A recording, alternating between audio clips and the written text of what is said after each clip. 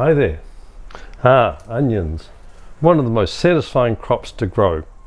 Now, a lot of people don't grow onions, and I think it's because they're grown commercially on an industrial scale, and therefore they're usually cheap in the shops and easy enough to simply buy on an affordable budget. However, I do find them a great crop to grow, and I've always grown onions in my garden. That's partly because they are relatively easy care.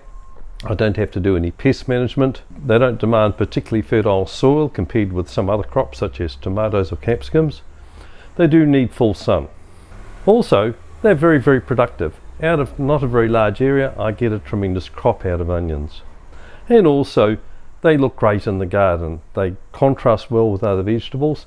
And of course, when we hang up the braids of onions, they look fabulous and they fit in with our Mediterranean ambience in our courtyard.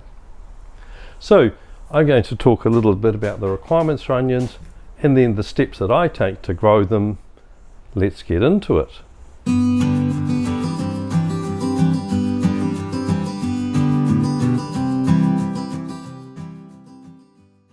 Now, onions are a biennial crop, and it's quite important to understand that. So during the first season, they grow from seed, they grow very strongly, produce a lot of vegetative growth out of the top. We want to promote that in our growth through plenty of moisture and the fertility that they need. They use that vegetative growth to create the storage organ that we see here. Once they reach full vegetative size, then they move into their dormancy mode. That is when they create the bulb that of course we consume, and also it cures. That is to say, it becomes hardened off and suitable for long-term storage. During the second season, the plants regrow and they bolt, or they produce a flower and then seeds. Now, we don't want that to happen, so it can be quite critical that we grow them in the appropriate seasons so that we get maximum vegetative growth, and then of course the storage bulb that we require, and we don't actually get them bolting. I sow my seeds in winter, just after the shortest day. Now, you can sow them directly into the ground as they are cold hardy. However, I don't tend to do this because they're more vulnerable to pests and diseases such as slugs and rotting diseases, and also they can become overwhelmed by winter weeds. So I prefer to grow mine in a tray, in a tunnel house, or on a terrace area such as this one I have here. It is quite important during that stage that you grow them under quite high light so that they become stocky, robust plants and not leggy and weak. When I sow them in trays, they should be sown widely rather than close together. If the seed is sown thinly, there is more room for development than there is with dense sowing. As I grow quite a few, I sow the main crop onions in a fairly large tray. An exception to this is spring onions. I sow small amounts regularly in punnets so that we have plants to harvest at most times of the year. I grow the seedlings on in a high light environment so they stay stocky and will quickly adapt to the garden. I plant my seedlings out when they're about 100 to 150 millimeters high, that is 4 to 6 inches, into a sunny position. I mark out the rows with a string line and plant the seedlings about 100 to 125 millimeters or 4 to 5 inches apart at the same depth as in the seeding tray.